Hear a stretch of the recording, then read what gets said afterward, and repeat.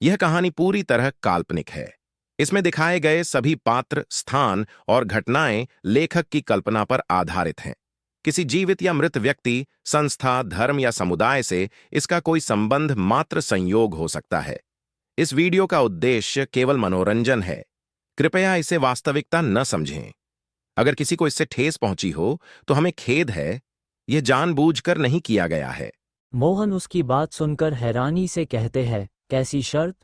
Summer बिना भाव के कहता है, शादी के बाद मैं और अनन्या आपके साथ आपके घर में नहीं रहेंगे। आप हम दोनों के लिए कोई किराए का फ्लैट या मकान ढूंढ लीजिए, हम दोनों वही रहेंगे। वो क्या है ना, मैं किसी पर बोझ नहीं बनना चाहता।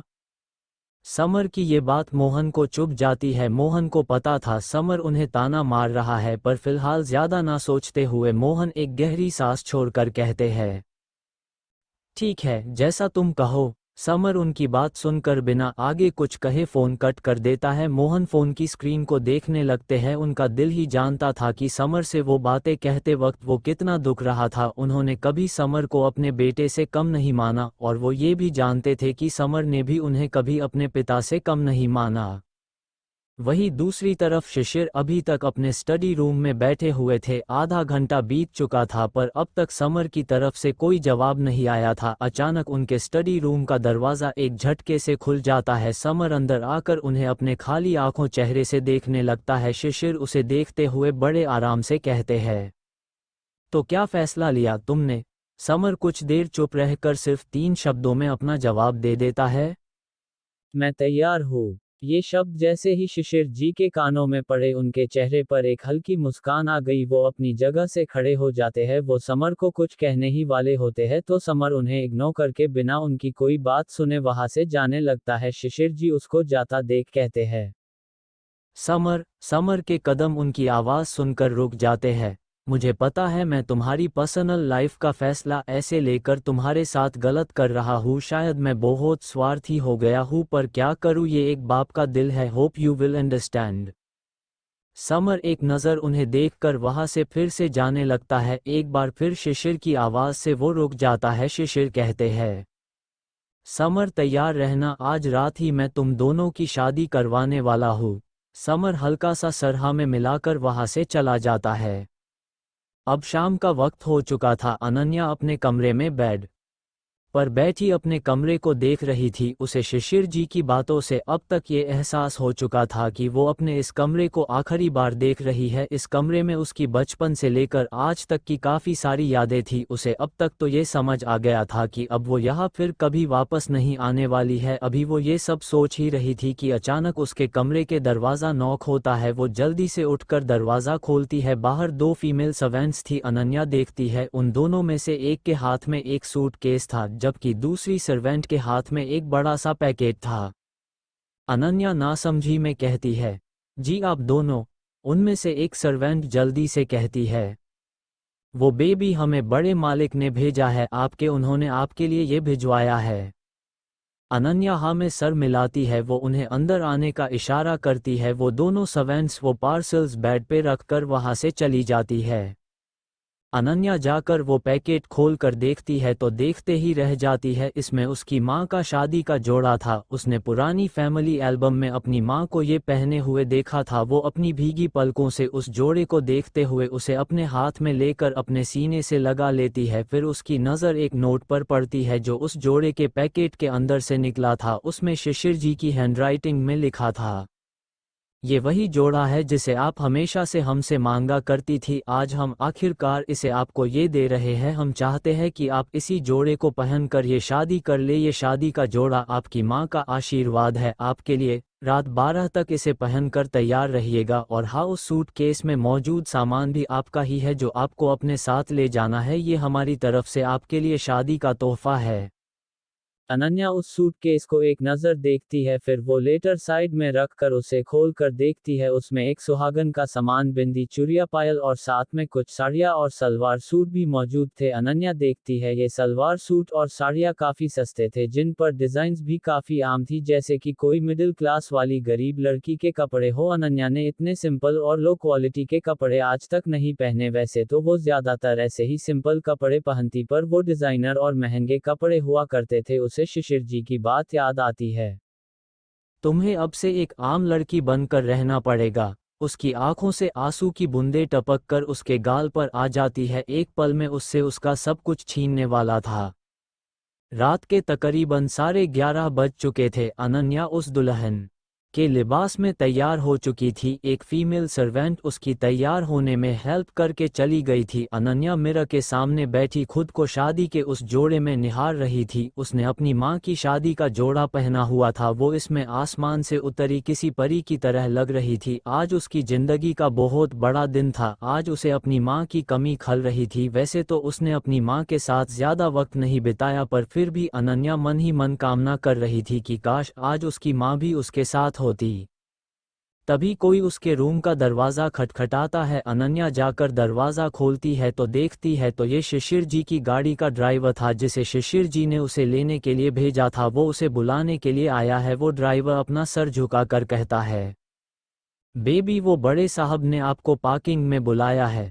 अनन्या हाँ में इशारा करती है। वो ड्राइवर वहाँ से चला जाता है। अनन्या कमरे में वापस आती है और अपना सूट केस लेकर वहाँ से निकलने लगती है। वहाँ निकलते हुए आखिरी बार अपने कमरे पर एक नज़र डालती है और आखिरकार नम आंखों से उस कमरे को एक आखिरी विदाई देकर वहाँ से निकल जाती है। वही पैलेस के पार्किंग लॉट में पूरा सन्नाटा था। शिशिर जी अपनी गाड़ी के पास खड़े अनन्या और समर की राह देख रहे थे। उनका इंतजार आखिरकार खत्म होता है जब वो देखते हैं कि समर अपने साथ एक सूटकेस लेकर आ रहा है। शिशिर जी और किशन दोनों ही समर को कुछ देर के लिए देखते ही रह गए। उसने इस वक्त एक ब्लू शर्ट पहन रखी थी जिसके आस्तीन कोहनी तक चढ़े हुए थे। फॉर्मल ब्लैक पैंट जो ब्लैक पेंट के साथ इन की हुई थी। परफेक्टली सेट बाल, चमकता हुआ गोरा और सुंदर चेहरा जिस पर कोई भाव नहीं था। इतने अंधेरे में भी उसके चेहरे का तेज ऐसा था कि मानो किसी रियासत का राजा हो। समर आकर शिशिर जी के सामने खड़ा हो जाता है और उन्हें देखने लगता है। शिशिर, किशन और समर शेखावत पैलेस के पार्किंग लॉट में मौजूद थे। शिशिर जी समर के चेहरे का तेज और उसकी रौबीली चाल ढाल और पर्सनैलिटी को देख अपने मन में कहते हैं, तुम्हारा ये चलने का, बात करने और उठने बैठने का तरीका, तुम्हारे चेहरे का ये तेज, तुम्हारा ये एटीट्यूड बिल्कुल भी साधारण नहीं है। ज़रूर तुम जिस पेड़ के फल हो उसकी जड़ें काफ़ी गहरी है। वो अपने मन में ये सोच ही रहे थे कि तब तक समर उनके करीब आ चुका था। शिशिर जी का ध्यान टूटता है। समर उनके करीब आकर उन्हें एक नज़र देखकर उन्हें इग्नोर करके अपने फ़ोन में कुछ करने लगता है। शिशिर जी उसका ये बर्ताव अच्छे से नोटिस कर रहे थे। उन्हें भी पता था उन्होंने समर को इस शादी के लिए मजबूर करके कहीं ना कहीं उसके साथ ज्यादती की है, पर उनके पास कोई दूसरा ऑप्शन भी नहीं था। वो अपनी बेटी का दिल टूटते हुए भी नहीं देख सकते थे।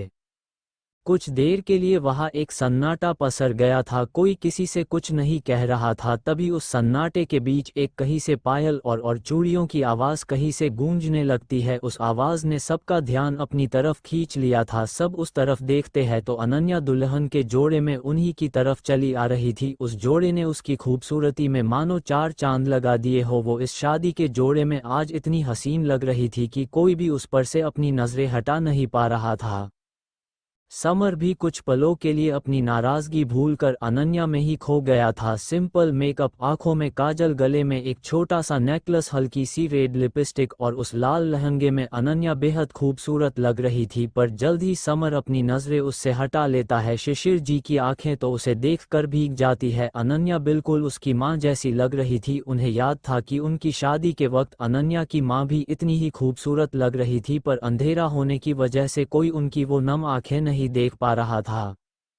अनन्या अब तक उन सब के करीब आ चुकी थी, पर उसकी हिम्मत नहीं हो रही थी कि अपनी आंखें उठाकर अपने पापा या समर दोनों में से किसी को भी देखे। वो लगातार नीचे जमीन की तरफ देखे जा रही थी।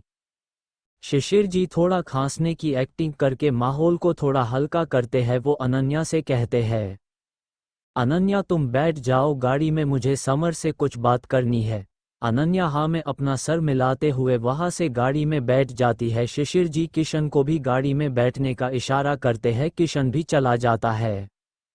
अब वहां समर और शिशिर जी अकेले थे। अनन्या और किशन उनसे कुछ दूरी पर मौजूद गाड़ी में मौजूद थे। शिशिर जी एक गहरी सांस भरकर समर से कहते हैं, समर मुझे पता है तुम अभी इस शादी से नाखुश हो, और हो भी क्यों ना, तुम्हें इसका पूरा हक है, पर मुझे पूरा विश्वास है ये शादी जरूर सफल होगी। प्लीज तुम इस रिश्ते को दिल से निभाने की कोशिश करना। देखना, मुझे यकीन है एक दिन तुम मेरी इन बातों को याद करोगे।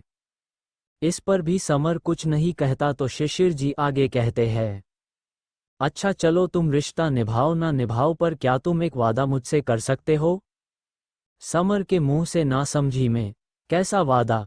ये दो शब्द निकल जाते हैं। शिशिर जी अपने दोनों हाथ उसके सामने जोड़कर रूंधे गले से कहते हैं, मुझसे वादा करो समर, जिंदगी में चाहे कुछ भी हो जाए, चाहे कैसी भी परिस्थिति आए, तुम कभी भी अनन्या का साथ नहीं छोड़ोगे और कभी उसे अपने से अलग नहीं करोगे। समर उनकी इस बात पर उन्हें एकटक देखे जा रहा था। इस पल में शिशिर जी उसे कोई बिजनेस या कोई बिलियोनिया नहीं, बल्कि सिर्फ एक बेबस बाप की तरह लग रहे थे जो अपनी बेटी की सलामती के लिए उससे भीख मांग रहा है। समर का दिल उनकी आंखों की वो मायूसी और बेबसी देखकर पसीज जाता है। वो उनके दोनों हाथ पकड़कर कहता है, आप फिक्र मत कीजिए, मैं अनन्या को कभी अपने से अलग नहीं करूंगा, चाहे कुछ भी हो जाए मैं उसका मरते दम तक ख्याल रखूंगा। शिशिर जी के दिल को जैसे उसके ये शब्द सुनकर काफी राहत मिलती है। वो उसका कंधा थपथपाकर एक हल्की मुस्कुराहट के साथ कहते हैं, मुझे तुमसे यही उम्मीद थी, चलो अब हमें चलना चाहिए, काफी देर हो गई है।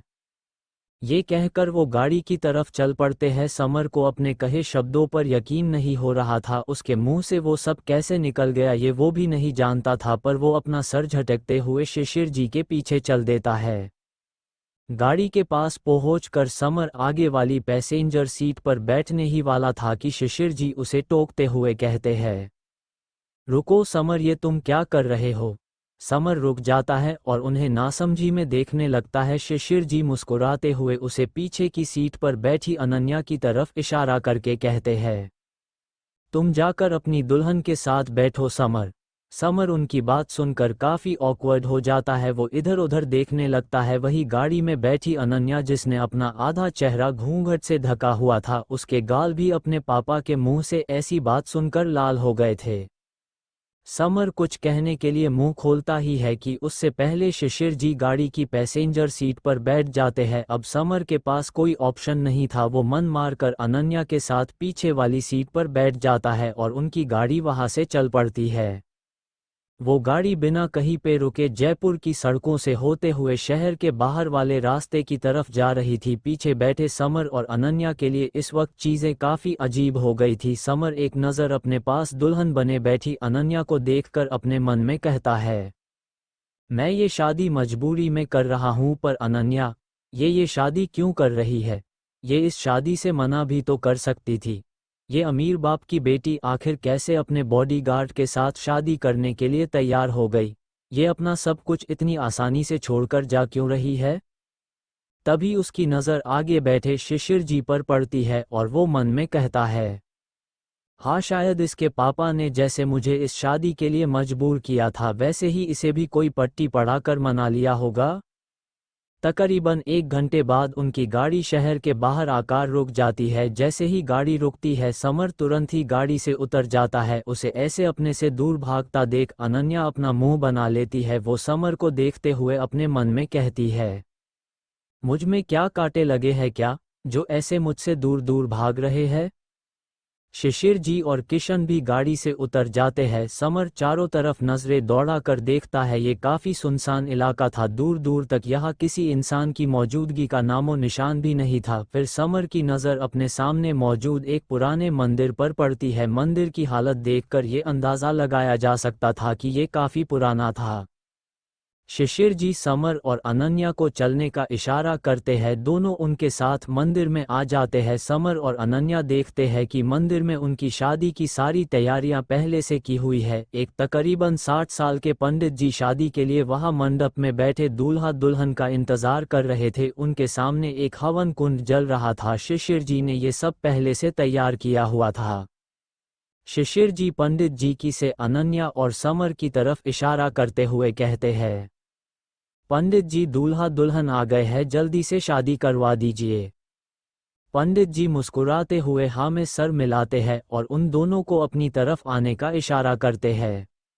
कुछ देर बाद समर और अनन्या एक दूसरे को वरमाला पहनाते हैं और जल्द ही शादी की रस्में शुरू हो जाती है। अंत में फेरे होने के बाद पंडित जी समर को अनन्या को मंगलसूत्र पहनाने और उसकी मांग में सिंदूर भरने के लिए कहते हैं।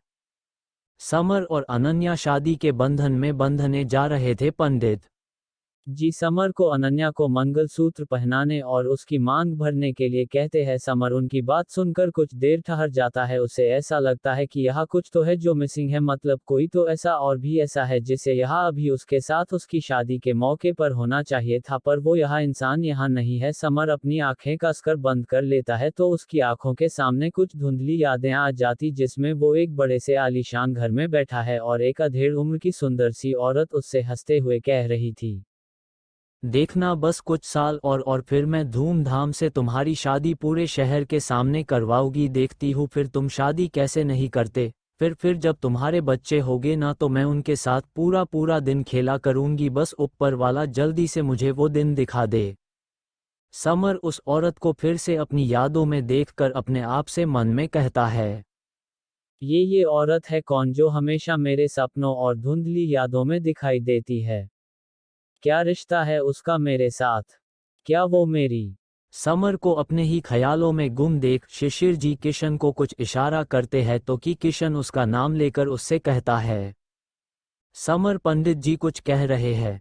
समर का ध्यान टूट जाता है, वो अपना सर झटकता है और अपनी यादों से बाहर आता है। वो एक गहरी सांस लेता है और अपने सामने थाली में रखा मंगलसूत्र अनन्या के गले में और सिंदूर उसकी मांग में अपने कांपते हाथों से भर देता है। शिशिर जी ये सब अपनी हल्की नम पड़ी आंखों से देख रहे थे। उनका बहुत मन था कि वो अनन्या की शादी पूरे जयपुर शहर के सामने धूमधाम से करवाए, पर अब हालात ऐसे हो गए थे कि उन्हें ऐसे सबसे छिपकर अनन्या की शादी करवानी पड़ रही थी। पंडित जी एक बड़ी सी मुस्कुराहट के साथ कहते हैं, ये विवाह संपन्न हुआ।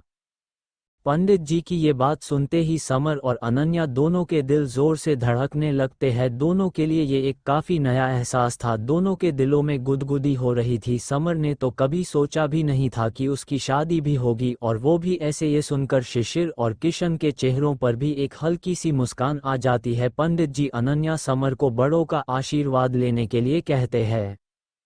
समर अनन्या अपनी जगह से उठ जाते। वो दोनों पहले पंडित जी और शिशिर जी और किशन के पास आकर उनका भी आशीर्वाद लेते हैं। शिशिर जी उन दोनों के सरों पर हाथ रखकर उन दोनों को आशीर्वाद देते हैं। फिर वो अपने जेब से 2 पुराने कंगन निकालकर अनन्या की तरफ बढ़ाते हुए कहते हैं, ये तुम्हारी माँ के कंगन है, ऐसा समझ लेना कि ये तुम्हारी माँ की तरफ से तुम्हारे लिए शादी का तोहफा है। इन्हें कभी अपने से अलग मत करना।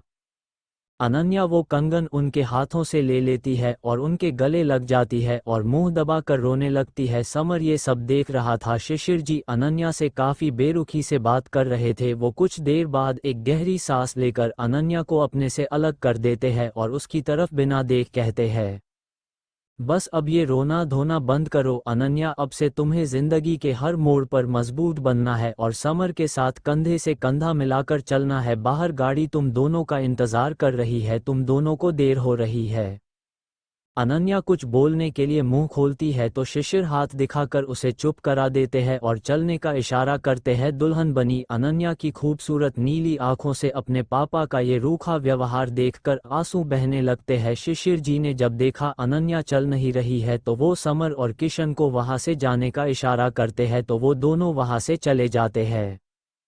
समर और किशन मंदिर के बाहर आते हैं। समर देखता है जिस गाड़ी से वो यहाँ आए थे उसके अलावा एक और गाड़ी वहाँ खड़ी है। समर के कुछ कहने से पहले किशन अपनी जेब से 2 ट्रेन टिकट्स निकालकर समर की ओर बढ़ा देता है। वो कहता है, समर जैसा कि आपने कहा था कि आपको अनन्या को लेकर पुणे जाना है, तो ये पुणे तक की ट्रेन टिकट्स है। ये गाड़ी आपको रेलवे स्टेशन तक छोड़ देगी, 1 घंटे में आपकी ट्रेन है।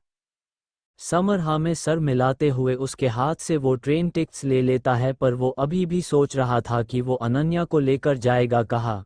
उसने गुस्से में आकर मोहन से कह तो दिया था कि वो उनके घर नहीं आएगा, पर अगर वो वहाँ नहीं जाएगा तो फिर कहाँ जाएगा। किसी होटल में भी बहुत ज़्यादा दिनों तक रहने के पैसे उसके पास नहीं थे। वो अकेला होता तो फिर भी मैनेज कर लेता, पर उसके साथ अनन्या भी थी जो अब उसकी बीवी थी, उसकी सबसे बड़ी जिम्मेदारी। वही मंदिर के अंदर अनन्या काफी हिम्मत करके शिशिर जी से रूंधे गले से कहती है, पापा आप हमसे ऐसे क्यों पेश आ रहे हैं? क्या हमसे कोई गलती हो गई? क्या सिर्फ इसलिए कि हम समर से प्यार करते हैं? क्या क्या प्यार करना गलती है? क्या आपने कभी प्यार नहीं किया था माँ से? शिशिर जी अपना सर ना में मिलाते हुए कहते हैं, नहीं बेटा, प्यार करना गलती नहीं है और ना ही इसमें तुम्हारी कोई गलती है। फिर वो एक आह भरते हुए कहते हैं, मैं तो इसलिए तुम्हारे साथ ऐसे पेश आ रहा था क्योंकि मैं चाहता था कि तुम मजबूत बन जाओ, क्योंकि अब से जिंदगी हर मोड़ पर तुम्हारा इम्तिहान लेगी और तुम्हें समर के साथ कंधे से कंधा मिलाकर उन सब का डटकर सामना करना होगा। अब तुम्हारे पापा हर वक्त तुम्हें बचाने के लिए तुम्हारे पास नहीं होंगे बेटा। शिशिर जी एक पल के लिए ठहर कर फिर आगे कहते हैं, मेरी बात ध्यान से सुनो अनन्या, मैंने तुम्हारी खुशी के लिए तुम्हारी शादी समर से करवा दी, पर अब तुम्हें भी मेरी खुशी के लिए मेरी कुछ बातें माननी होगी। अनन्या उनकी इस बात पर उन्हें नासमझी में देखने लगती है तो शिशिर जी अपने दिल पर पत्थर रखकर आगे कहते हैं, पहली बात, अभी कुछ देर में तुम समर के साथ पुणे के लिए निकल जाओगी। मेरी शर्त यह है कि एक बार तुम जयपुर से चली गई तो जिंदगी में कभी इस शहर में वापस नहीं आ सकती, चाहे कुछ भी हो जाए। अनन्या का मुंह उनकी बात सुनकर खुला का खुला रह जाता है। वो इस शहर में वापस नहीं आ सकती, ये क्या बात हुई?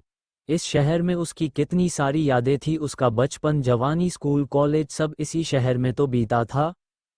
शिशिर जी आगे कहते हैं, दूसरी शर्त, तुम आज के बाद फिर कभी मुझसे बात करने की या मुझसे कांटेक्ट करने की कोशिश नहीं करोगी।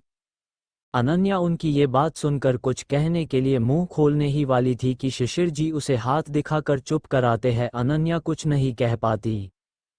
शिशिर जी आगे कहते हैं, मेरी तीसरी शर्त ये है कि मेरी दूसरी शर्त ये है कि तुम जिंदगी में आज के बाद किसी से ये नहीं कहोगी कि तुम मेरी यानी शिशिर शेखावत की बेटी हो। अनन्या के सर पे तो मानो एक एक बाद बम फूटते जा रहे थे। उसे समझ में नहीं आ रहा था कि सिर्फ अपने प्यार को पाने के लिए उसे इतनी कुर्बानियां क्यों देनी पड़ रही है।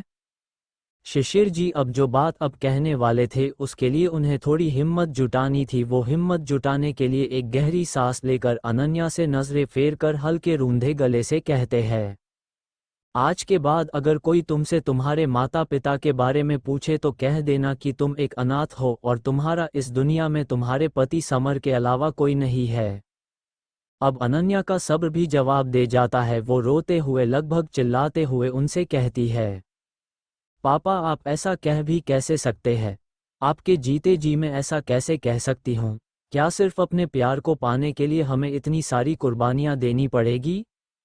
ये कहकर फूट फूट कर रोने लगती है। शिशिर उसे रोते हुए देख रहे थे पर वो उसे चुप नहीं करवाते। वो यही चाहते थे कि अनन्या उनसे नाराज हो जाए। उन्होंने इस वक्त अपना दिल पत्थर का बना लिया था। कुछ देर बाद अनन्या का रोना बंद हो जाता है तो शिशिर उसे बिना देखे मंदिर के बाहर खड़े समर और किशन को देखते हुए कहते हैं, अब रोना बंद करो अनन्या और मेरी तरह अपना दिल पत्थर का बनाओ, क्योंकि अब तुम्हें ऐसे ही जीना है। जितना मुश्किल ये तुम्हारे लिए है उतना ही मेरे लिए भी है। जाओ अपने पति के पास जाओ, तुम्हारा पति तुम्हारा इंतजार कर रहा है। जाओ एक अच्छी पत्नी बनो, एक अच्छी माँ बनो और अपने बच्चों को भी अच्छे से अच्छे संस्कार देना। फिर वो एक हल्की मुस्कान के साथ कहते हैं, हाँ, और उन्हें उनके नाना के बारे में ज़रूर बताना। उन्हें कहना उनके नाना ऐसा करना नहीं चाहते थे पर वो हालत के हाथों मजबूर थे।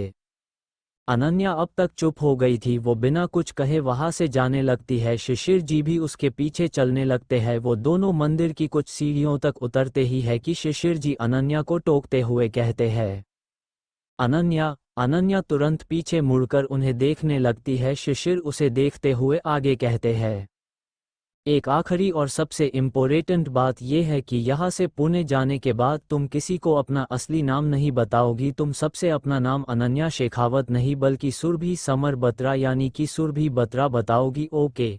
हाँ, मुझे पता है ये सब तुम्हारे लिए बहुत मुश्किल है पर ये सब मैं तुम्हारे भले के लिए ही कर रहा हूँ। मैंने समर को भी इस बारे में बता दिया है।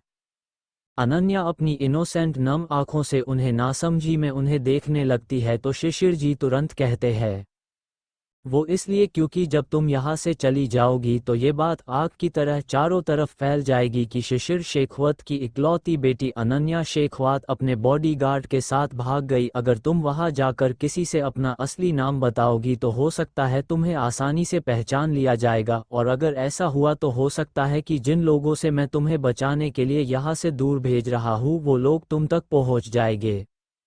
अनन्या ये बात समझ सकती थी, जाहिर सी बात थी कि शिशिर जैसे बड़े बिजनेस टायकून की बेटी अगर अपना घर छोड़कर अपने बॉडीगार्ड के साथ भाग जाएगी तो देश भर में ये ब्रेकिंग न्यूज़ आग की तरह फैल जाएगी। वो हाँ में सर मिलाते हुए कहती है, ठीक है पापा, जैसा आप चाहे। वो दोनों वहां से चलकर मंदिर के बाहर आ जाते हैं। समर गाड़ी से टेक लगाकर अनन्या का इंतजार कर रहा था। अनन्या और शिशिर जी के आते ही वो ठीक से खड़ा हो जाता है। शिशिर जी अनन्या को गाड़ी में बैठने का इशारा करते हुए कहते हैं, जाओ, एक नई जिंदगी तुम्हारा इंतजार कर रही है, चाहे जो हो जाए अब पीछे मुड़कर मत देखना। भूल जाओ कि तुम कभी मेरी बेटी थी, ये समझकर चलो कि तुम्हारा इस दुनिया में तुम्हारे पति के अलावा कोई नहीं है।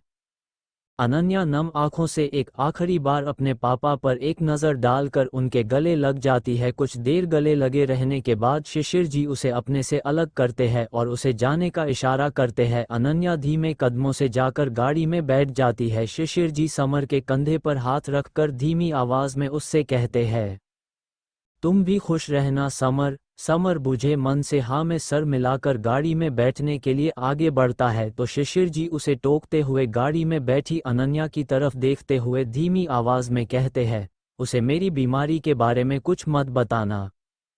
समर भी उनकी ये बात सुनकर सोच में पड़ जाता है, अगर कल गए शिशिर जी को कुछ हो गया और अनन्या इसके बारे में उससे सवाल करेगी तो वो क्या जवाब देगा। पर वो एक गहरी सांस लेकर गाड़ी में बैठी अनन्या पर एक नज़र डालकर हाँ में सर मिलाता है और जाकर अनन्या के साथ गाड़ी में बैठ जाता है। गाड़ी वहां से चलने लगती है। अनन्या गाड़ी की खिड़की से आंसुओं से तर अपनी आंखों से बाहर खड़े अपने पापा को देख रही थी। इस वक्त शिशिर की आंखें भी छलक पड़ती है, पर उन्होंने खुद को किसी तरह मजबूत बनाया हुआ था। उन्हें पता था कि वो अनन्या के सामने टूट नहीं सकते। शायद उन दोनों को पता था वो आज एक दूसरे की आखिरी बार देख रहे हैं। कुछ देर बाद अनन्या और समर की गाड़ी शिशिर की आंखों से ओझल हो जाती है। शिशिर एकदम से घुटनों के बल जमीन पर बैठ जाते हैं। उन्हें ऐसा महसूस हो रहा था कि जैसे इस वक्त किसी ने उनके शरीर से जान ही निकाल ली हो। उनके पास खड़ा किशन उन्हें सहारा देता है। वो घबराते हुए कहता है, सर क्या क्या हुआ आपको? मैं डॉक्टर को फोन करूं? शिशिर उसकी बात सुनकर तेज आवाज में कहते हैं, नहीं, मुझे किसी डॉक्टर की जरूरत नहीं है, बस मुझे यहाँ से चलो अब। किशन हाँ में सर मिलाता है। वो दोनों वहाँ से निकल जाते हैं। पूरे रास्ते शिशिर जी एक शब्द नहीं कहते, बस अपने में ही खोए रहते हैं। वहीं दूसरी तरफ अनन्या और समर अब तक उनकी ट्रेन में पहुंच चुके थे और उन्हें उनका केबिन भी मिल चुका था। समर देख रहा था कि ट्रेन में इस वक्त काफ़ी कम लोग हैं, ट्रेन लगभग खाली थी। उसे ये बात काफ़ी अजीब लगती है। फिर वो देखता है अनन्या वैसे ही दुल्हन के जोड़े में बैठी एकटक खिड़की से बाहर देख रही है। समर थोड़ा हिचकिचाते हुए अनन्या से कहता है, अनन्या, मुझे लगता है तुम्हें अपने कपड़े बदल देने चाहिए, ये सफ़र काफ़ी लंबा होने वाला है। तुम ये हैवी लहंगा इतने वक्त तक कैरी नहीं कर पाओगी और हो सकता है लोगों को हम पर शक भी हो जाए।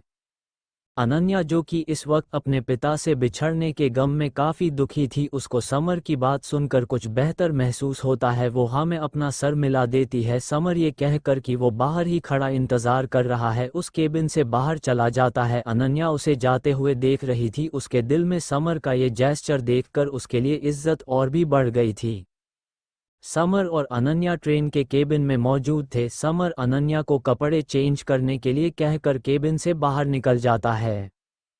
समर के दिमाग में इस वक्त क्या चल रहा था ये उसके चेहरे को देखकर कहना मुश्किल था। वो चलती ट्रेन की खिड़की से बाहर का नज़ारा देखते हुए कुछ सोच रहा था। वो अब भी इस सच्चाई को एक्सेप्ट नहीं कर पा रहा था कि वो अब एक शादी जैसे रिश्ते में बंध चुका है। खैर, इससे बड़ी मुश्किल उसके सामने इस वक्त ये थी कि वो पुणे पहुंचने के बाद अनन्या को कहाँ लेकर जाएगा।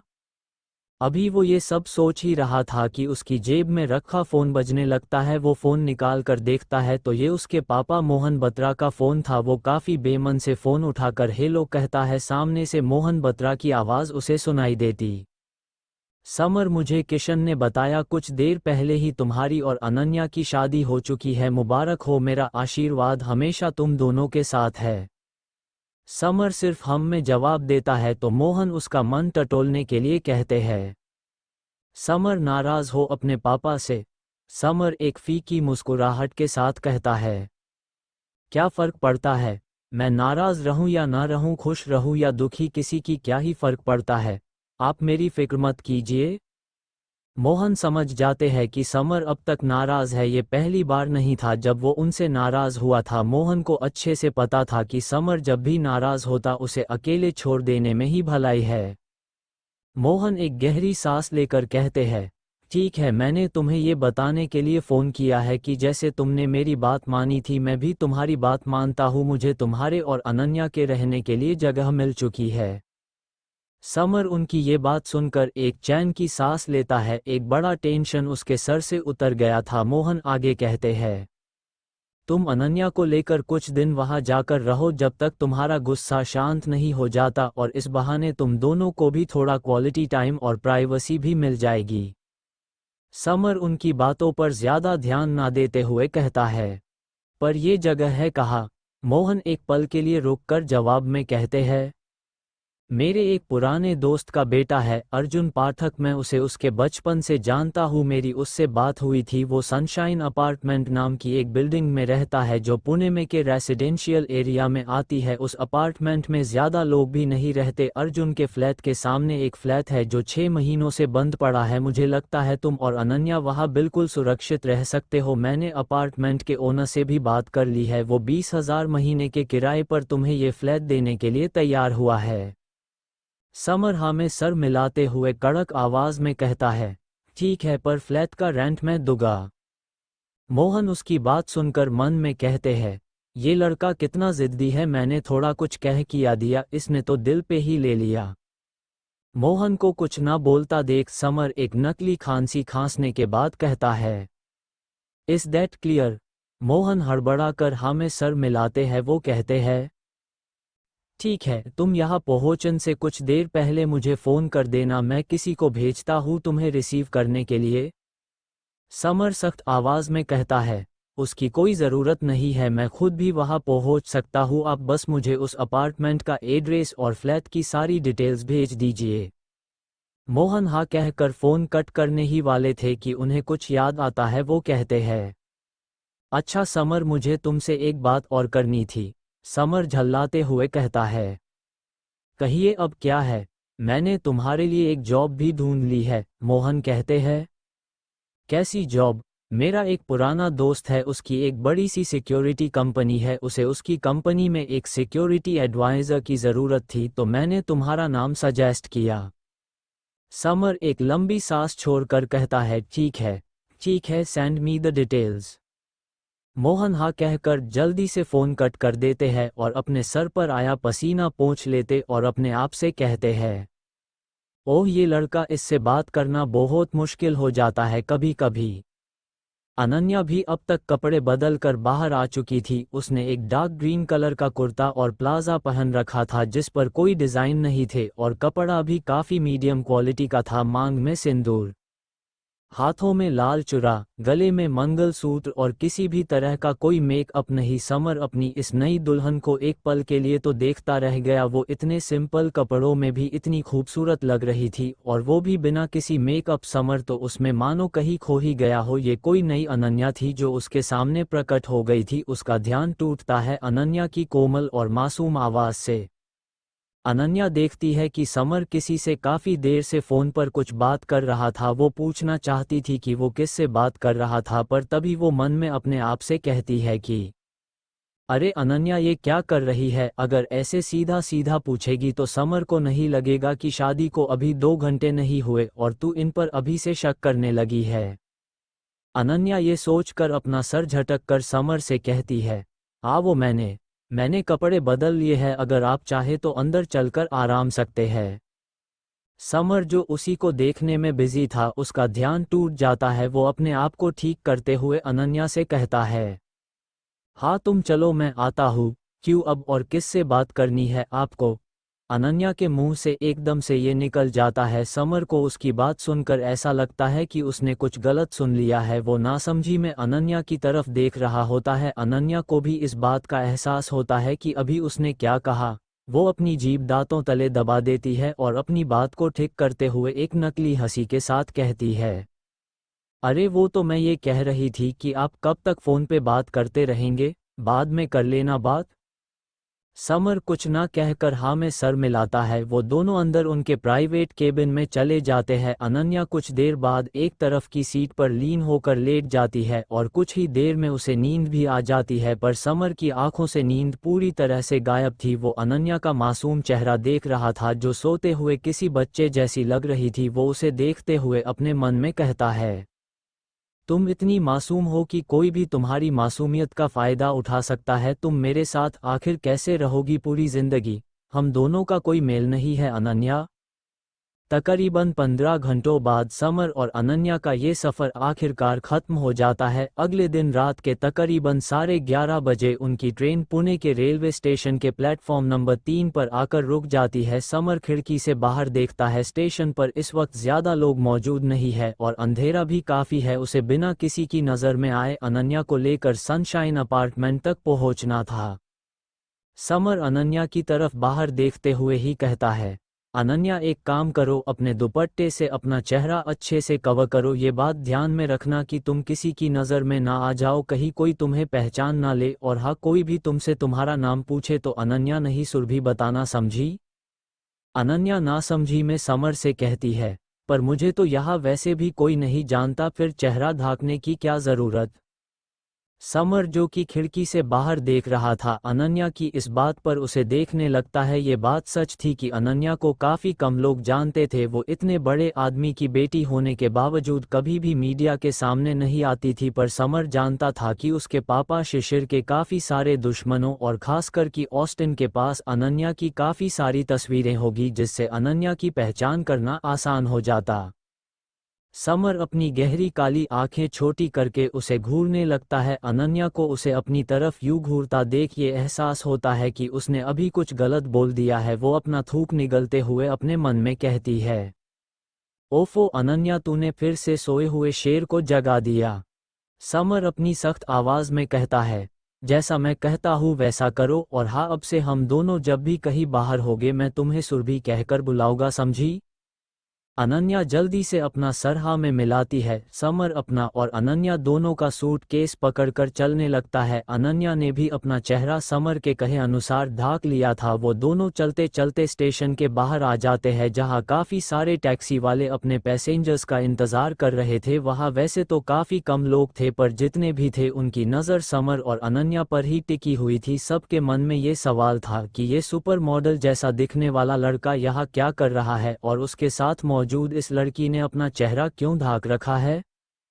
एक टैक्सी वाला जो उन्हें कब से नोटिस कर रहा था वो उनके पास आकर कहता है, क्या हुआ साहब, आप कब से यहाँ खड़े हैं? कहीं जाना है आपको? कहो तो छोड़ दूँ। समर उस टैक्सी वाले को एक बार ठीक से देखता है। उसके बाद जब उसे इस बात की तसल्ली हो जाती है कि ये टैक्सी वाला अच्छा आदमी है तो वो हाँ में सर मिलाते हुए कहता है, ये सनशाइन अपार्टमेंट कहाँ है? जानते हो? क्या तुम हमें ले जा सकते हो वहाँ?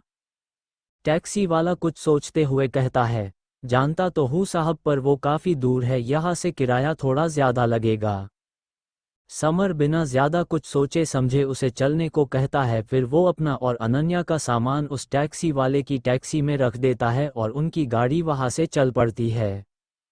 कुछ देर टैक्सी यूं ही चलती है। टैक्सी में सन्नाटा था, कोई किसी से कुछ नहीं कहता। कुछ देर बाद वो टैक्सी वाला गाड़ी चलाते चलाते ही पीछे बैठे समर से कहता है, क्या बात है साहब, क्या आप नए आए हो इस शहर में? समर उसके सवाल पर कुछ देर सोचने के बाद कहता है, हाँ ऐसा ही समझो। फिर टैक्सी वाला गाड़ी के फ्रंट मिरर से अनन्या पर एक नज़र डालकर कहता है, क्या नई नई शादी हुई है आपकी? नहीं मतलब आपको देखकर लगता है ना। उसके इस सवाल पर समर और अनन्या एक दूसरे को देखने लगते हैं। फिर एक बार समर हाँ में जवाब देता है। टैक्सी वाला मुस्कुराते हुए हाँ में गर्दन हिलाता है। कुछ देर और चलने के बाद उसे एक और सवाल सताने लगता है। वो थोड़ी हिम्मत जुटाकर समर से पूछता है, वैसे साहब पूछना तो नहीं चाहिए, पर क्या आप दोनों ने, मतलब आप दोनों ने भागकर शादी की है? उसके इस सवाल पर फिर एक बार अनन्या और समर एक दूसरे को देखने लगते हैं। समर अब उसकी बातों से इरिटेट हो चुका था। वो उससे बहुत कुछ कहना चाहता था, पर वो कोई बखेड़ा खड़ा नहीं करना चाहता था, तो वो कुछ सोचकर वो कहता है, नहीं ऐसी कोई बात नहीं है, हम दोनों जवान हैं, अपनी मर्जी के मालिक हैं, हमने अपनी मर्जी से एक दूसरे से शादी की है, क्या तुम्हें कोई प्रॉब्लम है? समर के ये कहने पर अनन्या उसकी तरफ देखकर हल्का मुस्कुराती है। उसे ये सुनकर कि समर ने उससे अपनी मर्जी से शादी की है बहुत अच्छा लगा। टैक्सी वाला भी आगे कुछ नहीं पूछता। तकरीबन 1 घंटे बाद उनकी गाड़ी किसी अपार्टमेंट के कंपाउंड में आकर रुक जाती है। समर और अनन्या एक दूसरे की आंखों में देखते हैं, फिर टैक्सी से उतर जाते हैं। समर टैक्सी वाले को उसका किराया देकर उन दोनों का सामान उसकी टैक्सी से उतार देता है, फिर वो टैक्सी वाला वहां से निकल जाता है। समर और अनन्या सामने देखते हैं, उनके सामने एक 15 फ्लोर की बिल्डिंग मौजूद थी, जिसके टॉप पर बड़े बड़े अक्षरों में सनशाइन अपार्टमेंट लिखा हुआ था। समर अपने फ़ोन में टाइम देखता है, अभी रात के तकरीबन 1 बजे थे। पूरे अपार्टमेंट में सन्नाटा था, शायद अपार्टमेंट में ज़्यादातर लोग इस वक्त सो रहे थे। समर अपने फ़ोन में देखता है, उसके पापा ने उसे जो डिटेल्स भेजी थी उसके हिसाब से उनका फ्लैट अपार्टमेंट के सी विंग के 6ठे फ्लोर पर जाना था। अर्जुन पाठक का फ्लैट भी उसी फ्लोर पर था, जिससे समर को फ्लैट की चाबी लेनी थी। समर एक गहरी सांस लेकर अनन्या को चलने का इशारा करता है। अनन्या अब बुरी तरह से थक गई थी। समर उसकी आंखों में थकान देख सकता था, वो समझ सकता था अनन्या को इन सब की आदत नहीं है। वो उससे थोड़े नर्म लहजे में कहता है, अनन्या हिम्मत रखो, एक बार हमें हमारा फ्लैट मिल जाए तो तुम जितना चाहे आराम कर लेना। अनन्या उसकी बात सुनकर बेमन से हाँ में सर मिलाती है। वो दोनों वहां से लिफ्ट में चले जाते हैं और कुछ देर में वो 6th फ्लोर पर पहुंच जाते हैं। वो दोनों वहां पहुंचकर चारों तरफ देखने लगता है। इस फ्लोर पर 4 कमरे थे, जिनमें से 2 बंद थे और 2 कमरों में शायद कोई ठहरा हुआ था। समर कुछ सोचकर एक कमरे का दरवाज़ा खटखटाता है। कुछ देर बाद कोई 30 से 35 साल का एक 5 फीट 8 इंच का सांवला आदमी, जिसने रेड टी शर्ट और ब्लैक हाफ पैंट पहन रखा था, उस फ्लैट से बाहर आता है। समर उस आदमी को देखने लगता है। उसे देखकर ऐसा लग रहा था जैसे वो आधी नींद में हो, पर समर को देखते हुए उसकी नींद मानो एक पल में उड़ जाती है। इतना हैंडसम और रौबदार पर्सनैलिटी वाला आदमी, जो आसानी से किसी बड़ी फिल्म में काम करके सुपरस्टार बन सकता था, यहाँ इस छोटे से अपार्टमेंट में क्या कर रहा है? वो आदमी नासमझी में समर से पूछता है, आप कौन? समर कड़क आवाज में कहता है, समर बत्रा, क्या आप ही अर्जुन पाठक है? अर्जुन की आधी नींद तो समर रॉबीली पर्सनैलिटी को देखकर ही उड़ गई थी, और अब समर का नाम जानकर तो उसके पैरों तले जमीन ही खिसक गई। वो समर को ऊपर से नीचे देखकर अपने मन में कहता है, ये समर है, वो बचपन वाला समर, पर ये बड़ा होकर इतना इतना हैंडसम कैसे हो गया? जहाँ तक मुझे याद है ये तो इतना गोरा भी नहीं था, तो ऐसा कैसे हो गया? फिर वो कुछ सोचकर कहता है, हम फेशियल वेशल करवाया होगी, खैर मुझे क्या, मैं अपना काम करता हूँ। अर्जुन ये सब अपने मन में सोच रहा था। वो इस बात से अनजान था कि जिस समर से वो बचपन में मिला था और ये समर, दोनों अलग अलग इंसान है। अर्जुन एक नकली हंसी के साथ कहता है, ओह समर, तुम तो काफी बड़े हो गए हो, कितने छोटे थे जब आखिरी बार देखा था, और ये क्या? अर्जुन की नज़र समर के पीछे खड़ी अनन्या पर पड़ती है तो वो कहता है, तुमने शादी भी कर ली? अरे भाई congratulations, wishing you a happy married life. पर ये भाभी जी ने अपना चेहरा क्यों ढाक रखा है? अनन्या थकान के मारे ये तो भूल ही गई थी कि उसने अब तक अपना चेहरा ढाक कर ही रखा है। वो तुरंत ही अपने चेहरे से दुपट्टा हटती है। अर्जुन ने जैसे ही उसे देखा उसकी आंखें बड़ी बड़ी हो गई। अनन्या इन सादे कपड़ों में भी बिल्कुल किसी आसमान से उतरी परी की तरह लगती थी। अर्जुन अपना मुंह खोले उसे देख रहा था। उसे समझ नहीं आ रहा था कि ये दो इतने खूबसूरत लोग अचानक इतनी रात को कैसे टपक पड़े। कहीं वो अब तक नींद में तो नहीं? वो अपना सर एक बार जोर से झटकता है और एक बार फिर सामने देखता है तो समर और अनन्या उसको हैरानी से देख रहे थे। अर्जुन अपने होश में आता है। वो फिर एक बार एक नकली हंसी हंसकर कहता है, हा, अरे सॉरी समर, वो मैं थोड़ा नींद में था। तो समर उसकी बात पर ज्यादा ध्यान ना देते हुए सीधे मुद्दे की बात कहता है, हाँ ठीक है, तो क्या अब हमें हमारे फ्लैट की चाबी मिल सकती है? हम भी काफ़ी थक गए हैं, इस वक्त आराम करना चाहते हैं। इस बार अर्जुन समर की टोन में एक इरिटेशन महसूस कर सकता था, एक स्ट्रॉन्ग ऑरा उसे अपने आसपास महसूस होने लगा। उसके माथे से ठंडा पसीना बहने लगता है। वो अपना सलाइवा घटक कर एक नकली हंसी के साथ अपने पैंट की जेब से एक चाबी निकालकर समर की ओर बढ़ाते हुए कहता है, वो जो सामने जो फ्लैट दिख रहा है ना, आप लोगों को उसमें ही जाना है। समर और अनन्या पीछे मुड़कर देखते हैं तो उनके पीछे एक बंद फ्लैट था जिस पर ताला लगा हुआ था। समर अर्जुन की तरफ देख कर कहता है, इतनी रात को आपकी नींद बिगाड़ने के लिए मैं माफ़ी चाहता हूँ। अर्जुन उसकी बात बीच में ही काटते हुए कहता है, अरे कोई बात नहीं समर यार, तुम इतना फॉर्मल क्यों हो रहे हो? मैं तो तुम दोनों का ही इंतज़ार कर रहा था और इंतज़ार करते करते मेरी आंख लग गई थी। मोहन अंकल ने बताया था तुम दोनों के बारे में। समर हाँ में सर मिलाते हुए उसके हाथ से वो चाबी ले लेता है और कहता है, अगर ऐसा है तो मुझे लगता है अब आपको जाकर आराम करना चाहिए, रात काफ़ी हो गई है, गुड नाइट। अर्जुन भी उसे गुड नाइट बोलकर वहां से जाने ही वाला था कि अचानक उसे कुछ याद आया। समर और अनन्या वहां से अपने फ्लैट की ओर जा ही रहे थे कि वो उन्हें रोकते हुए कहता है, रुको रुको समर, मेरी बात सुनो। समर और अनन्या रुक जाते हैं। समर पीछे मुड़कर अर्जुन को सवालिया नज़रों से देखने लगता है तो अर्जुन एक नज़र अनन्या को देखकर एक ऑकवर्ड स्माइल के साथ कहता है, क्या तुम दोनों की अभी नई नई शादी हुई है?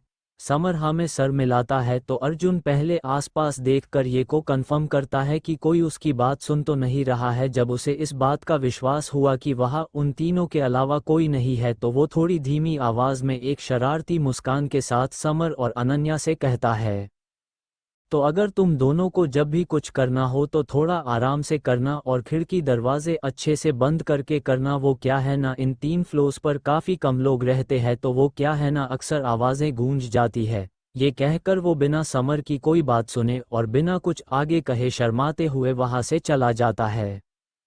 समर उसे जाते हुए अब भी नासमझी में देखे जा रहा था। उसे अर्जुन के बाद बिल्कुल भी समझ नहीं आई। फिर कुछ ना समझ आने पर वो ज़्यादा ना सोचते हुए अपने कंधे उछाल देता है। वही अनन्या, पहले तो उसे भी कुछ समझ में नहीं आता पर कुछ देर बाद उसके दिमाग की बत्ती जल जाती है और वो समझ जाती है कि अर्जुन ने क्या कहा। उसके गाल कान नाक सब शर्म से लाल हो जाते हैं और वो ब्लश करने लगती है। समर की नज़र उस पर पड़ती है, वो देखता है अनन्या बिना वजह मुस्कुरा रही है। वो उससे पूछता है, क्या हुआ, तुम ऐसे मुस्कुरा क्यों रही हो और तुम्हारे गाल क्यों इतने लाल हो रहे हैं? अनन्या होश में आती है, वो हकलाते हुए कहती है, कहा कुछ भी तो नहीं, मैं कहाँ मुस्कुरा रही हूँ। समर उसकी बात पर भी बिना ज्यादा ध्यान दिए फ्लैट का दरवाज़ा खोलने लगता है पर उसे अभी भी रह रहकर अर्जुन की बात याद आ रही थी। तभी फ्लैट का दरवाज़ा खुल जाता है। अनन्या और समर अंदर एंटर करते हैं। समर अपने फ़ोन की फ्लैशलाइट से स्विच बोर्ड ढूंढता है और फ्लैट की लाइट्स ऑन करता है। अनन्या एक नज़र पूरे फ्लैट को और उसमें मौजूद फर्नीचर को देखती है। ये फ्लैट उसके शेखावत पैलेस में मौजूद उसके कमरे से भी छोटा था पर उसे पता था कि अब बहुत देर हो चुकी है और वो सब बहुत पीछे छोड़ आए है। अब यही उसकी जिंदगी थी। ये एक 1 BHK फ्लैट था और कुछ महीनों से बंद होने की वजह से फ्लैट थोड़ा गंदा था पर समर और अनन्या इस वक्त इस पर ध्यान नहीं देते। समर और अनन्या अंदर बेडरूम में जाकर देखते हैं, वहाँ एक बड़ा सा बेड मौजूद था, साथ में एक अलमीरा, बेडरूम से अटैच्ड एक वॉशरूम और बालकनी भी थी। अनन्या पूरे बेडरूम को एक नज़र देख लेने के बाद एक लंबी सांस लेती है। वो समर से कहती है, मैं फ्रेश होकर आती हूँ। अनन्या ये कहकर आगे बढ़ ही रही होती है कि समर की आवाज़ उसके कानों में पड़ती है और वो रुक जाती है। अनन्या अनन्या अपना नाम सुनकर पीछे मुड़ती है और सवालिया नज़रों से समर की देखने लगती है। समर थोड़ा हिचकिचाते हुए कहता है, अनन्या, वो अर्जुन वो क्या कह रहा था, तुम्हारी समझ में आया? अनन्या उसकी बात सुनकर उसको देखती रह गई। उसे अंदाज़ा हुआ कि उसका ये पति असल में कितना इनोसेंट है। समर को तो कुछ पता ही नहीं है वो भी, पर कुछ सोचकर वो कहती है, नहीं मुझे भी कुछ नहीं पता इस बारे में। ये कहकर वो अपने सामान से अपनी एक नाइट ड्रेस निकालकर वॉशरूम में चली जाती है। जाते हुए वो यही सोच रही थी कि समर काफ़ी ज़्यादा अनरोमांटिक और इनोसेंट है, वो इन सब मामलों में काफ़ी कच्चा है, उसे समर का दिल जीतने के लिए काफ़ी मेहनत करनी पड़ेगी। ये सोचते हुए वो वॉशरूम में चली जाती है। समर उसके जाने के बाद बेड पर लीन होकर लेट जाता है और अपने फ़ोन में कुछ करने लगता है। अभी वो लेटा ही था कि तभी उसको अनन्या की एक तेज़ चीख सुनाई देती है। अनन्या की चीख सुनकर समर जल्दी से वॉशरूम में जाकर देखता है, वॉशरूम का दरवाज़ा अभी खुला था। समर अंदर आते ही अनन्या को देखकर कहता है, क्या हुआ अनन्या, तुम चिल्ला क्यों रही हो? अनन्या झपट कर उसके सीने से लग जाती है और अपनी एक उंगली से सामने की तरफ इशारा करते हुए लगभग रोते हुए कहती है, वो समर छिपकली, मुझे छिपकली से बहुत डर लगता है। समर सामने देखता है तो सच में दीवार पर एक छिपकली मौजूद थी। समर मन ही मन अपना सर पीट लेता है। अनन्या की चीख सुनकर एक पल के लिए तो वो डर ही गया था। समर उस छिपकली को घूर कर देखता है और उसके पैर के नीचे मौजूद बकेट पर एक किक मारता है। उस आवाज़ से डर कर वो छिपकली जिस रास्ते से आई थी उससे वापस भी चली जाती है। समर जल्दी से वो खिड़की बंद करता है। वो पीछे मुड़ता है तो देखता है अनन्या उसी को देखकर मुस्कुरा रही थी।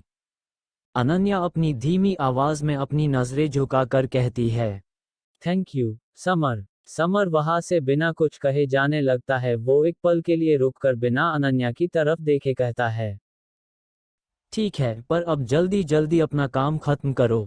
ये कहकर वो चला जाता है। अनन्या का मुंह बन जाता है। उसे ऐसे बिहेव करता देख वो अपने आप से कहती है, यही बात थोड़ी प्यार से नहीं कर सकते थे खड़ूस कुछ। देर बाद अनन्या नहाकर बाहर आ जाती है। उसने इस वक्त ब्लू शॉर्ट्स जो उसके घुटने तक आते थे और वाइट कलर का शॉर्ट सा कुर्ता पहन रखा था और वो टॉवल से अपने बाल सुखा रही थी। समर जो बेड पे लेटा अपने फ़ोन में कुछ कर रहा था उसे ऐसे देख एक पल के लिए उसे देखते ही रह जाता है। समर को महसूस होता है कि वो अनन्या के बालों से निकलती उस भीनी भीनी खुशबू से मदहोश हो रहा है। उसका गला सूख रहा है पर वो जल्दी से अपना सर झटकता है और गहरी सांस लेता है। वो अपने सामान में से अपने कुछ कपड़े निकालता है और बिना अनन्या से कुछ कहे या उसे देखे वॉशरूम में चला जाता है। कुछ देर बाद समर नहाकर बाहर निकलता है। उसने एक पर्पल कलर का फुल आस्तीन का टी शर्ट और ब्लैक कलर की मैचिंग ट्राउजर पहन रखी थी। हमेशा की तरह वो काफी हैंडसम लग रहा था। कोल्ड वाटर बाथ लेने की वजह से उसका चेहरा और भी फ्रेश और भी चमक रहा था। वो देखता है अनन्या बेड पर लेटी है और सोने की कोशिश कर रही है। वो अपना फोन निकालकर उसमें आए हुए मैसेज पढ़ने लगता है। बेड पर लेटी अनन्या चोर नजरों से उसे ही देख रही थी। वो समर को देखकर अपने मन में कहती है, ओएमजी मानना मेरा पति है बड़ा हैंडसम। फिर वो समर का एक्सप्रेशन लेस चेहरा देखकर मुंह बनाते हुए कहती है, बस थोड़ा हंस देते मुस्कुरा देते तो क्या जाएगा इनका। मेरा यहाँ थकान से बुरा हाल है और ये कल रात को जैसे जयपुर से निकलते हुए थे बिल्कुल वैसे ही अभी भी है, सेम टू सेम। कुछ देर बाद समर अपना फ़ोन रखकर यहाँ वहाँ देखने लगता है मानो जैसे कुछ ढूंढ रहा हो। दरअसल उसे अनन्या के साथ एक बेड पर सोना कुछ ठीक नहीं लग रहा था पर उसके पास और कोई चारा भी नहीं था। पूरे फ्लैट में उसके सोने लायक जगह और कहीं पे भी नहीं थी। ना जाने कैसे पर अनन्या उसकी ये दुविधा समझ जाती है। वो दूसरी तरफ अपना मुंह करके कहती है, मुझे लगता है एक बेड पर सोते हुए भी हम दोनों अपने आप पर कंट्रोल रख सकते हैं तो ऐसे सोने में कोई प्रॉब्लम नहीं है। समर उसकी बात सुनकर उसे हैरानी से देखता है, फिर एक गहरी सांस भरता है। वो ये देखकर हैरान था कि अनन्या उसके मन की बात बिना कहे समझ गई। समर लाइट्स ऑफ करता है और बेड के एक तरफ अनन्या से दूरी बनाकर लेट जाता है। उसने पिलोज से अपने और अनन्या के बीच एक दीवार बना दी थी। अनन्या ये सब देख रही थी। उसे बुरा लगता है आज उन दोनों की शादी की पहली रात थी और समर उसके करीब आना तो दूर बल्कि उससे दूर दूर भागने के तरीके खोजे जा रहा है। उसकी आंखें हल्की नम हो जाती है। एक लड़की होने के नाते उसके भी दिल में काफ़ी सारे अरमान थे पर उसे अपना पापा की बात याद थी। वो हार नहीं मान सकती थी। उसे किसी भी कीमत पर समर का दिल जीतना था। अगली सुबह आज संडे का दिन था। सुबह के 10 बज गए थे पर अनन्या और समर अभी तक सोए हुए थे। वो उस लंबे सफ़र की वजह से बुरी तरह थक गए थे। धीरे धीरे समर अपनी आंखें खोलता है। उसके शरीर में इतना सफ़र करने की वजह से अभी भी कई कई जगहों पर दर्द हो रहा था, पर वो दर्द उसके लिए कुछ नहीं था। तभी समर को एहसास होता है कि वो किसी रुई के गद्दे जैसी नरम और मुलायम चीज़ से लिपट कर सो रहा था। जिस बात का एहसास होते ही उसकी बची कुची नींद एक झटके में खुल जाती है। समर अपनी बड़ी बड़ी आंखें खोलकर पूरे रूम को देखता है। रात में जो पिलर्स उसने अपने और अनन्या के बीच लगा रखे थे वो सब फ्लो पर फैले हुए थे और अनन्या किसी बिल्ली के बच्चे की तरह दुनिया जहां से बेखबर बड़ी ही मासूमियत से उससे लिपट कर सोई हुई थी। अनन्या उसे अपना पिलो समझकर उससे लिपट कर सोई थी। अनन्या को नींद में बिस्तर पर फैल कर सोने की आदत थी। समर अनन्या को ऐसा सोया देख मन में कहता है, अनन्या इतनी गैर जिम्मेदार कैसे हो सकती है। फिर तभी उसकी नज़र अनन्या पर पड़ती है जो सोते हुए किसी मासूम बच्चे की तरह लग रही है। उसके चेहरे पे एक हल्की सी मुस्कान थी। समर का मन नहीं होता अनन्या को इतनी अच्छी नींद से जगाने का। वो अनन्या को धीरे धीरे अपने से अलग करता है और अपना डेली वर्कआउट करने के लिए रूम से बाहर आता है। वहीं दूसरी तरफ जयपुर में जैसी की उम्मीद थी, अनन्या और समर के एक दूसरे के साथ भागने की खबर हर तरफ जंगल की आग की तरह फैल गई थी। हर जगह इस बात की चर्चा हो रही थी। शेखावत पैलेस में भी सारे नौकर चाकर इसी बात को लेकर कानाफूसी कर रहे थे कि उनकी छोटी मालकिन उसके बॉडीगार्ड के साथ भाग गई, और वो भी अपनी शादी से बस कुछ दिनों पहले। शिशिर के कमरे में शिशिर बेड पर बैठे सूप पी रहे थे। वही किशन उनके पास वाली चेयर पे बैठा उनसे बात कर रहा था। शिशिर कहते हैं, हम तो जैसा कि मुझे अंदाजा था ये खबर हर तरफ आग की तरह रही है ना। किशन हाँ में सर मिलाता है। शिशिर जी आगे कहते हैं, और अनन्या और समर वहाँ ठीक से पहुँच गए। किशन कहता है, हाँ सर, हमारे जो आदमी उनके पीछे गए हैं उन्होंने कहा है कि वो लोग कल रात के 1 बजे वहां पहुंच गए थे। शिशिर जी एक हल्की सी मुस्कान के साथ कहते हैं, नाउ वेट एंड वॉच। शिशिर को जब पता चला कि उनके पास जीने के लिए बहुत कम दिन बचे हैं और अनन्या पर उनकी बेटी होने के वजह से जान का काफ़ी बड़ा खतरा है और उनके बाद उसकी रक्षा करने वाला भी कोई नहीं है, तो उन्होंने एक फैसला लिया कि अनन्या अब उनके साथ ना रहकर जिससे वो प्यार करती है यानी समर के साथ यहाँ से कहीं बहुत दूर चली जाएगी जहाँ वो सुरक्षित रहे। वो छुपकर उन दोनों की शादी एक पुराने मंदिर में करवा देते हैं और उन्हें रातों रात जयपुर से गायब करवा देते हैं।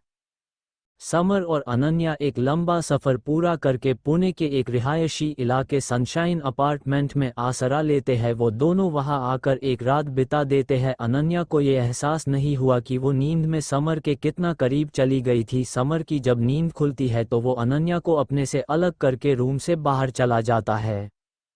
वही कुछ देर बाद अनन्या की नींद भी खुल जाती है। वो बेड पर उठकर बैठ जाती है। अनन्या अपनी खूबसूरत आंखों से बाहर का नज़ारा देख रही थी। सूरज की किरणें उनके कमरे में पड़ रही थी। गाड़ियों के चलने, उनके हॉर्न की आवाज़ें और लोगों के शोर की आवाज़ें उसके कानों में पड़ रही थी। सनशाइन अपार्टमेंट पुणे के नेशनल हाईवे के करीब था, इसी कारण ट्रैफिक जाम से होने वाले शोर की वजह से अनन्या की नींद खुल जाती है। ये सब उसके लिए काफ़ी नया था क्योंकि जब वो अपने पापा के पैलेस में रहती थी तब शहर से दूर होने और साउंड प्रूफ होने की वजह से कभी भी अनन्या की नींद इस वजह से डिस्टर्ब नहीं होती थी। पर अनन्या जानती थी इन सब के बारे में सोचने का कोई फ़ायदा नहीं है, उसे इन सब की अब आदत डाल लेनी चाहिए।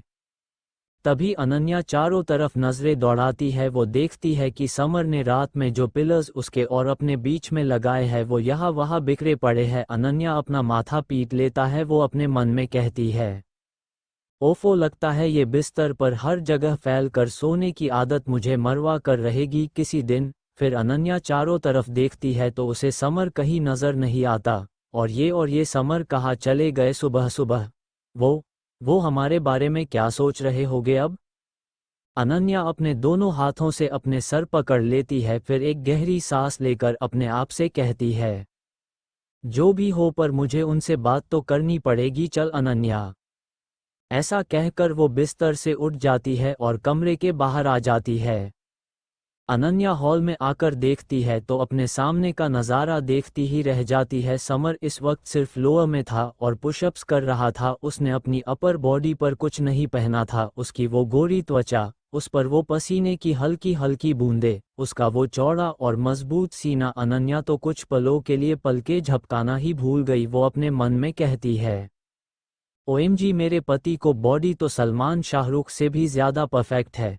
अनन्या उसको देखने में बिजी थी, तभी समर को एहसास होता है कि उसके अलावा कोई और भी उस हॉल में मौजूद है। वो अपने पुशअप्स बंद कर देता है और सीधा अपने पैरों पर खड़ा हो जाता है।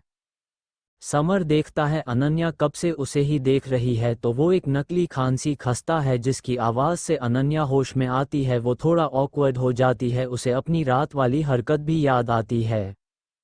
समर उसको यूं ऑकवर्ड होता देख बात की शुरुआत करता है, तो उठ गई तुम्हें यहाँ अच्छे से नींद आई ना? अनन्या इस पर फिर से अपनी नज़रें झुककर मुंह बना लेती है। उसे महसूस होता है कि समर दबे हुए शब्दों में उसकी बिस्तर पर फैलकर सोने की आदत का मजाक उड़ा रहा है। उसे ऐसे देख समर हल्का सा मुस्कुरा देता है। तभी कोई उनके फ्लैट का दरवाज़ा खटखटाने लगता है। अनन्या और समर इस पर एक दूसरे को देखने लगते हैं। उन्हें समझ नहीं आ रहा था कि सुबह सुबह उनके घर कौन आ गया है, जबकि वो रात में ही तो यहाँ आए थे। कुछ सोचकर समर दरवाज़ा खोलने के लिए आगे बढ़ता है कि तभी अनन्या की नज़र समर पर पड़ती है, जिसने अब भी अपनी अपर बॉडी पर कुछ नहीं पहना और सेक्सी बॉडी अब भी विजिबल है। अनन्या उसे आवाज़ देकर कहती है, समर। समर दरवाजे के करीब था। वो अपना नाम सुनकर अनन्या को पलट कर देखता है। अनन्या सोफे पर रखा उसका टी शर्ट उठाकर उसकी तरफ आती है और उसे वो टी शर्ट थमाकर उससे नज़रें चुरा कर कहती है, वो आप ये भूल गए थे। समर एक नज़र उसे देखता है, फिर उससे वो टी शर्ट लेकर उसे पहन लेता है। असल में अनन्या ये नहीं चाहती थी कि समर को उसके अलावा कोई और भी वैसे देखे, पर वो उससे ये बात सीधा कह भी तो नहीं सकती थी। समर टी शर्ट पहनकर दरवाज़ा खोलता है तो देखता है बाहर कोई 30-32 साल की औरत, जिसने पीले रंग का पटियाला सूट पहन रखा था और उसके बालों की एक लंबी सी चोटी थी। अपने चेहरे पर एक बड़ी सी मुस्कान लिए और अपने हाथों में एक प्लेट जो ढकी हुई थी, जिसमें शायद नाश्ता था, लेकर उसके सामने खड़ी थी। वो औरत समर को देखती है तो एक पल के लिए सांस लेना ही भूल जाती है। वो उसे एक टक बिना अपनी आंखें झपकाए देखने लगती है। वो अपने मन में कहती है, हाय, ये इतना सोना मुंडा यहाँ कहाँ से आ गया? कितना हैंडसम है ये, इसके डोले शोले तो कमाल है जी, कमाल। ये थी गुंजन पाठक, समर के पड़ोसी अर्जुन पाठक की पत्नी। ये पंजाब से बिलोंग करती थी, पर पढ़ाई के सिलसिले में कुछ सालों पहले पुणे आई थी और अर्जुन से मिली। कुछ दिनों के प्यार के बाद दोनों ने शादी कर ली थी। समर अपने सामने खड़ी औरत को यूं खोया देख अपने गला ठीक करने की एक्टिंग करके कहता है, जी आप, क्या आप मुझे जानती है? गुंजन अपने ख्यालों से बाहर आती है। वो एक नकली हंसी के साथ कहती है, आज ही मैं गुंजन हूँ, गुंजन पाठक। पर फिर भी जब समर उसे नहीं पहचानता तो वो अपने चेहरे पर नकली हंसी कायम रखकर कहती है, आज ही वो अर्जुन जी की धर्मपत्नी। समर को अब समझ में आया। वो एक लंबी सांस छोड़कर कहता है, अच्छा, तो आप अर्जुन की वाइफ है?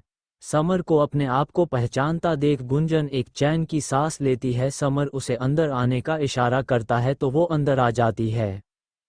गुंजन जब फ्लैट के अंदर आती है तो देखती है समर के पीछे एक तकरीबन 5 फीट 2 इंच की नीली आंखों वाली बड़ी ही सुंदर लड़की खड़ी है, जिसने शॉर्ट कुर्ती और उस पर रेड कलर की सलवार पहन रखी है। उसे ही नासमझी में देख रही है। गुंजन अनन्या और समर के फ्लैट के अंदर आ गई थी। वो समर की तरफ देखकर मुस्कुराते हुए कहती है, आप समर हो ना? समर हाँ में सर मिलाता है। गुंजन हंसते हुए आगे कहती है, हाँ, वो अर्जुन बता रहे थे आपके बारे में। और फिर वो सवालिया नज़रों से अनन्या की तरफ देखकर कहती है, और ये आपकी वाइफ है, बड़ी सुंदर है, क्या नाम आपका? अनन्या भी उसके सवाल के जवाब में कहने लगती है, वो मेरा नाम इससे पहले कि अनन्या आगे कुछ कहती, समर उसकी बात काट कर कहता है, जी, इसका नाम सुरभि है। अनन्या को ये एहसास होता है कि वो कितनी बड़ी गड़बड़ करने वाली थी। वो अपने दांती तले जीभ दबा देती है। समर उसे एक लुक देता है और नकली मुस्कान के साथ गुंजन की तरफ देखने लगता है। गुंजन कहती है, अर्जुन ने मेनू बताया कि आप दोनों रात में काफ़ी देर से यहाँ आए थे तो मुझे लगा आप लोग थक गए होंगे, इसीलिए मैं आप दोनों के लिए नाश्ता लेकर आई हूँ। ये कहकर गुंजन अपने हाथ में मौजूद प्लेट अनन्या और समर के सामने खोलकर सामने रखे डाइनिंग टेबल पर जाकर रख देती है। उसमें आलू के पराठे थे जिनकी भीनी भीनी खुशबू पूरे हॉल में फैल गई थी। अनन्या और समर तक भी उनकी खुशबू आ रही थी। अनन्या के मुंह तो पानी आ रहा था, आलू के पराठे उसके फेवरेट थे। अनन्या चहकते हुए कहती है, थैंक यू गुंजन दीदी, मैं तो इस बारे में भूल ही गई थी। अच्छा हुआ आप ये ले आए, हमारे पास तो खाने पीने का सामान ही नहीं था। फिर उसे ये रियलाइज कि उसने क्या कहा। गुंजन ने भी उसकी बात सुनी, वो उसकी हिचकिचाहट महसूस कर सकती थी। वो मुस्कुराते हुए कहती है, कोई बात नहीं जी, तुम मुझे गुंजन दीदी कह सकती हो। मैं तो हमेशा से चाहती थी कि मेरी कोई छोटी बहन हो, और देखो आज ऊपर वाले ने मुझे एक छोटी बहन दे भी दी। ये कहकर वो अनन्या के करीब चलकर आती है और उसके माथे पे हाथ फेरती है और कहती है, खुश रहो, सदा सुहागन रहो। अनन्या मुस्कुराते हुए हाँ में सर मिलाती है। कुछ देर और बातें करने के बाद गुंजन वहाँ से जाने लगती है। वो दरवाजे से बाहर जाने वाली होती है, तभी उसे अनन्या की बात याद आती है। उसने कहा था कि उनके पास खाना बनाने का सामान नहीं है। वो पीछे पलटकर कहती है, अच्छा अगर आप दोनों के पास खाना बनाने का सामान नहीं है तो आप दोनों के लिए आज दोपहर और रात का खाना मैं ही ले आऊंगी। अनन्या और समर उसकी बात सुनकर एक दूसरे की तरफ देखने लगते हैं। उन्हें समर थोड़ा हिचकिचाते हुए कहता है, नहीं, इसकी क्या ज़रूरत है, आप नाश्ता लेकर आए बहुत है। मैं और सुर भी अभी नाश्ता करके निकलने ही वाले थे शॉपिंग करने के लिए। अनन्या उसके मुंह से शॉपिंग का नाम सुनकर खुश हो जाती है। गुंजन फिर भी अपनी बात पर जोर देकर कहती है, कोई बात नहीं, ले आना खाने का सामान, पर आज का लंच तुम दोनों मेरे हाथों से ही करोगे और मैं कुछ नहीं सुनूंगी। ये कहकर गुंजन उनकी बात बिना सुने वहां से चली जाती है। अनन्या उसको जाता देख मुस्कुराती है। वो समर से कहती है, कितनी अच्छी लेडी है ना गुंजन दीदी, आजकल कहाँ मिलते हैं ऐसे लोग। समर भी हाँ में सर मिलाते हुए अनन्या को डाइनिंग टेबल पर रखी प्लेट की तरफ इशारा करते हुए कहता है, अच्छा चलो अब नाश्ता करो अनन्या, फिर हमें घर के लिए सामान लेने भी जाना है। अनन्या खुश होते हुए हाँ में सर हिलाती है तो समर उसे एक वार्निंग लुक देते हुए कड़क आवाज में कहता है, हाँ पर एक शर्त पर ही तुम्हें ले जाऊंगा। कैसी शर्त? अनन्या नासमझी में पूछती है। समर उसके चलकर उसके करीब आता है और उसके दोनों बाजू अपने दोनों हाथों से पकड़कर कहता है, और वो ये कि जब हम मार्केट में होंगे तब तुम अपना चेहरा हर वक्त ढाक कर रखोगी, समझी। समर को उसकी कुछ देर पहले गुंजन के सामने की गई हरकत याद आ गई थी। अनन्या के चेहरे पर समर की सांसें पड़ रही थी, जिससे उसके दिल की धड़कनें बढ़ रही थी। उसका वो हैंडसम एक्सप्रेशनलेस सख्त चेहरा, उसकी वो काली गहरी आंखें और माथे पे बिखरे उसके वो बाल, इन सब में अनन्या खो गई थी। अनन्या को यूं अपने ख्यालों में खोया देख समर उसे हल्का झिंझोड़ते हुए कहता है, अनन्या कहाँ खो गई तुम मेरी बात सुन रही हो ना? अनन्या होश में आती वो हड़बड़ाते हुए कहती है, आहा हा, आप जैसा कहेंगे मैं वैसा ही करूंगी। समर उसे छोड़ देता है और कुछ देर बाद वो दोनों नाश्ता करने लगते हैं। समर अनन्या को नाश्ता करते हुए देख रहा था। वो सारी दुनिया से बेखबर इस वक्त किसी मासूम बच्चे की तरह लग रही थी जिसकी माँ ने उसके लिए उसका फेवरेट खाना बनाया था। समर उसे देख के मन ही मन मुस्कुराते हुए कहता है, अपने आप से कहता है, तुम बहुत मासूम हो अनन्या, पर अब वक्त आ गया है कि तुम्हें अपनी मासूमियत छोड़कर एक मजबूत और इंडिपेंडेंट लड़की बन जाओ। वहीं दूसरी तरफ जयपुर में हर जगह ये खबर फैल गई थी कि शहर के सबसे अमीर आदमी शिशिर शेखावत की बेटी अपने बॉडीगार्ड के साथ भाग गई है। ये खबर उड़ते उड़ते अरविंद ठाकुर और उसके बेटे नकुल ठाकुर के कानों तक भी पहुंच गई थी। वो बाप बेटे इस खबर के मिलने के बाद से बौखला गए थे। शिशिर जी, जो कि अपने कमरे में बेड पर लेटे कुछ सोच रहे थे, उनका फ़ोन बजता है। वो अपना फ़ोन देखते हैं। उन्हें पता था उन्हें ये फ़ोन ज़रूर आएगा। वो एक तिरछी मुस्कान के साथ फ़ोन रिसीव कर लेते हैं। दूसरी तरफ से आवाज़ आती है, शिशिर मैं ये क्या सुन रहा हूँ? अनन्या अपने बॉडीगार्ड के साथ भाग गई, और वो भी ये जानते हुए कि उसकी शादी मेरे बेटे नकुल से तय हुई है।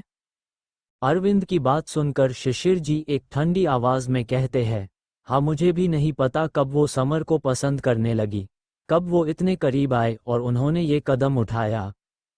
वॉट डू यू मीन कि तुम्हें नहीं पता? वो तुम्हारी बेटी थी ना? वो तुम्हारी नाक के नीचे से भाग कर चली गई और तुम कह रहे हो तुम्हें नहीं पता? देखो, ये सिर्फ तुम्हारी नहीं हमारी इज्जत की भी बात है। आफ्टर ऑल उसका रिश्ता मेरे बेटे से तय हुआ था। शिशिर जी को उसकी ये झल्लाहट देखकर काफी सुकून मिल रहा था, पर वो अपना चेहरा और आवाज सख्त रखते हुए कहते हैं, देखो अरविंद, मुझे इस बारे में नहीं पता, मैं नहीं जानता किसी अनन्या को। वो लड़की मेरी इज्जत पर कीचड़ उछाल कर चली गई तो अब मेरा उससे कोई लेना देना नहीं, समझे? ये कहकर वो फोन कट कर देते हैं। अरविंद कुछ कहने ही वाला था कि उसे फोन के कटने की आवाज आती है। वो फोन स्क्रीन को देखता है, उसके माथे से ठंडा पसीना बहने लगा था। उसने ऑस्टिन से कुछ दिनों की मोहलत मांगी थी अनन्या को उसके हवाले करने के लिए, पर अब क्या? वो इंटरनेशनल माफिया तो उसे कच्चा चबा जाएगा। वो ये सब सोच ही रही था। वही शिशिर जी अरविंद का फोन कटने के बाद अपने असिस्टेंट किशन को फोन करके कहते हैं, किशन, मेरे प्यारे दोस्त अरविंद और उसके बेटे नकुल ने मेरी आंखें खोल दी थी, इसलिए मैं उन्हें एक इनाम देना चाहता हूँ। इसीलिए मेरी बात ध्यान से सुनो, अगले 24 घंटों के अंदर मेरा प्यारा दोस्त अरविंद बैंकक्रप्ट हो जाना चाहिए, ओके? किशन को पता था शिशिर जी ऐसे ही अपने दुश्मनों को सजा देते हैं। वो एक गहरी सांस लेकर ठीक है कहकर फोन कट कर देता है।